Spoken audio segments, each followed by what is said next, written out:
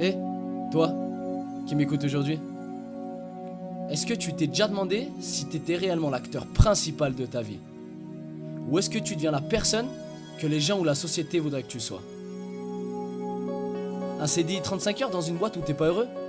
Des études que tes parents t'ont forcé à faire alors que tu rêvais d'autre chose? Bref, un destin qui est écrit avec tes plumes et ton encre, mais avec la main d'un autre. Il n'y a pour moi rien de pire, non rien de pire que de subir sa propre vie. Te lever le matin et te dire, je fais pas ce que j'ai envie. Je vais rester enfermé dans une boîte, 8h-17h pour toucher un salaire à la fin du mois? Et après? Est-ce que tu es certain de vivre tes vrais rêves? Et je vais pas te donner de solution miracle pour sortir de cette impasse, mais on va se baser sur 2-3 détails importants à mettre en place. On va commencer par agir au lieu de réagir. Parce que la réaction suppose une impuissance.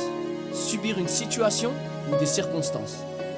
Mais si on inversait la tendance, qu'on choisisse notre futur, qu'on l'écrive et qu'on s'y tienne, sans forcément essayer d'oublier comme on agissait la veille.